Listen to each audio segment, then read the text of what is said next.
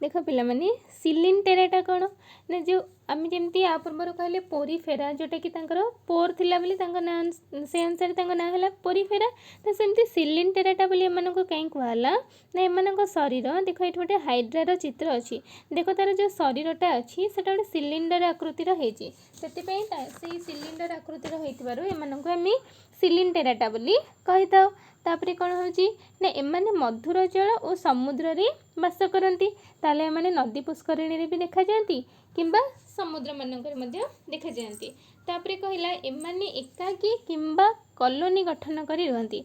देख ये गोटे चित्र देखा देख ये हाइड्रार चित्र अच्छी देख ये जो चित्रटा आम देखुचे ये गोटे हाइड्रा अच्छी ताने एमाने एकुटिया बास करती किंबा यही भाई भाव अनेक गुड़िए हाइड्रा मिलिकी अच्छा ताले यहाँ को आम कहले मिलित बा कॉलोनी गठन करके रहा बोली कहले ताले ये सिलिंडर माने कौन होती मधुर जल किंबा समुद्र रे बास करती एवं एमाने एकाकी किंबा मिलित भाव कॉलोनी गठन करी रही थांती।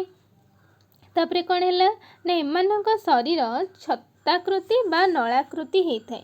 देख ये तुम आउ गोटे चित्र अच्छी ये चित्रटी देख ताले ये जो प्रथम चित्रटी आम देखुचे यहाँ है गोटे हाइड्रार चित्र एवं आर शरीरटा कौन है नलाकृति माने गोटे नल टाइप रो सिलिंडर आकृतिर होती किंतु ये आम गोटे जेली फिश चित्र देखुचे जार शरीरटा छत्ता भाया होती से कौन कहले ना एमानक शरीर नलाकृति किंबा छत्ताकृति होता है।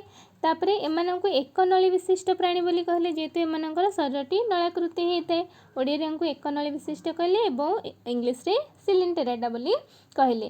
तापर कहला एमानंक मुख बाटे खाद्य जाई पुणी से मुख बाटे ही कौन होता है ना मल निष्कासन होता है से मुख बाटे ही खाद्य ग्रहण करेंगे एवं से मुख बाटे ही सेमानकर मल निष्कासन होता है। तापर कहला मुखर चारिपाखरे सरुआ लंबा पोला बा निदा कर्षिका मान थाए।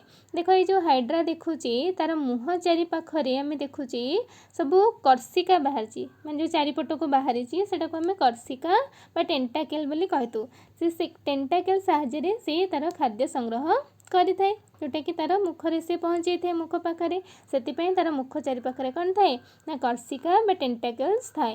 तापर ये सब रहा तुम सिलिंटेराटार एग्जाम्पल जोटा कि रहा हाइड्रा सी एनिमन प्रबाल जोटा को आम सी कोराल्स बोली कही था ओबेलिया।